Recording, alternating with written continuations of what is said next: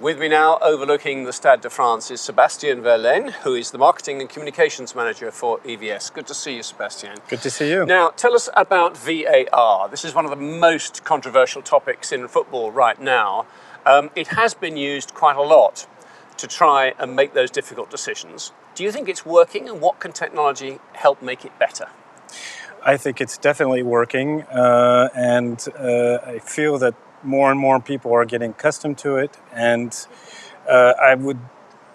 my estimate is that people don't want to go backwards now. I mean, once it's there, fans have come to expect it, even if they argue about it. Even if they argue about it, but I think in the end, it's here and it's here to stay, I believe. I think it's definitely going to also improve. I think that there's three ways to look at it. There's the referee on the pitch. You can tell that their behaviors are already changing as they become more comfortable with its use. So that's one thing. There's also the operational level, where the VAR assistants that are using the technology to help the referee are getting more accustomed to it, more experienced. And that is helping as well. So there are best practices that are being made, more and more training. And then the technology itself is evolving, where, of course, you arrive at a point where the technology can make, let's say, speed up the decision making. Well, let's and ask also about that, in because question of precision. It can be painfully slow, can't it, at the moment?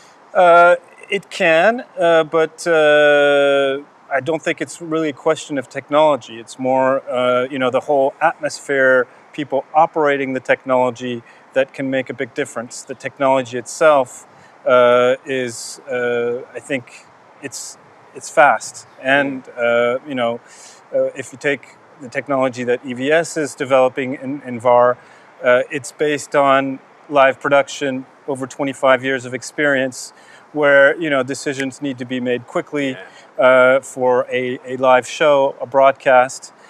So we've applied that technology for VAR, and for us, it's been working rather well.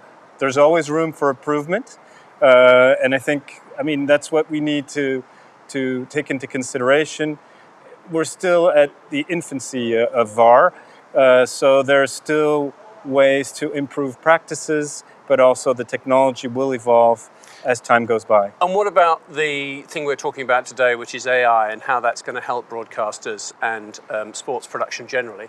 Can AI be deployed in this VAR question? It is. At EVS, we have a dedicated team who are really specialized in machine learning, which is a subset of artificial intelligence. Mm-hmm. We have several PhDs that are specialized in this field. And we have developed, let's say, a neural network that has been integrated into our Zebra system, which allows you to automatically calibrate the field so that you can overlay graphics on the field. And this is how we do the 3D offside line.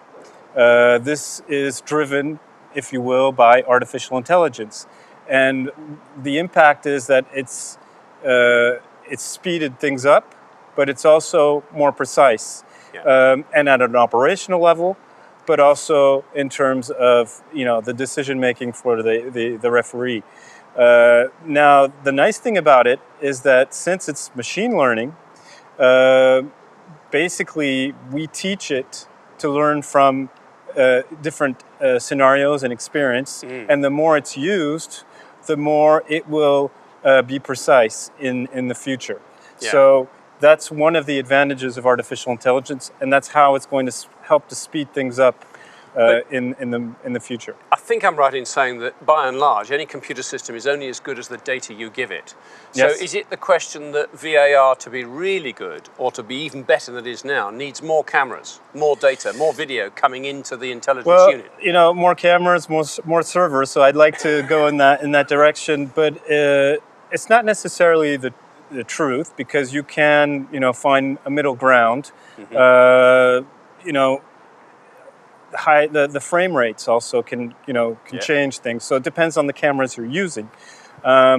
We are developing and conducting tests with certain customers, the use of AI with robotic cameras, for example. Yep. And these robotic cameras are steered by artificial intelligence. So they're focusing on action that's taking place on the field. And one of the applications could be in the future that these robotic cameras are used separately from the broadcast cameras, which are used mostly, for visually appealing images and the broadcast production itself.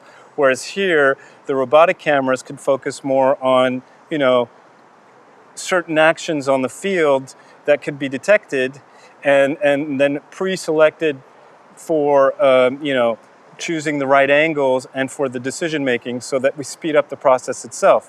And since the robotic cameras are, steered by artificial intelligence, there's not really an operator behind it. No. A cameraman. So the analysis could be done in real time too. So we Yes. could see the stage where an incident happens, this is a rugby field I suppose mostly, but in that corner, and the referee would hear in his ear within seconds of blowing the whistle, the AI says, no try or no goal.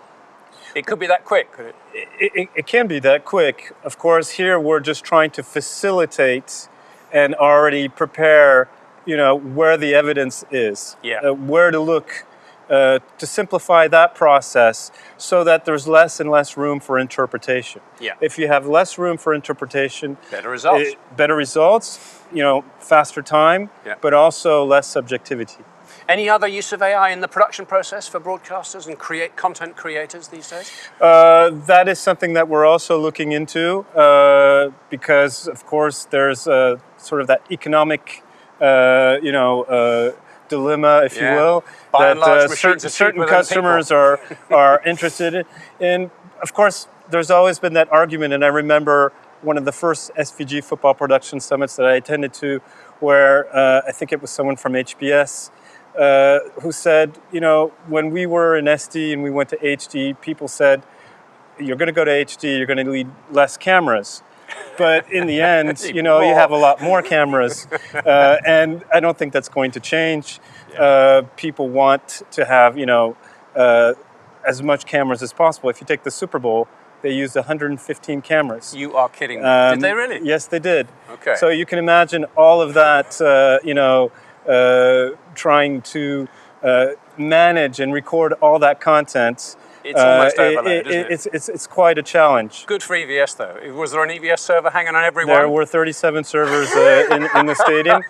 You're a happy guy. But it is. But you have to look at it also from the production side and all those angles that you need to choose from. There's the more content you have, the more you have to more decisions choose you have from. to make. And that's where we need to come in and try to speed up things as much as possible and make things as simple as possible for the production team. Sébastien Verlaine, great to talk to you. Thank you very much. Thank you.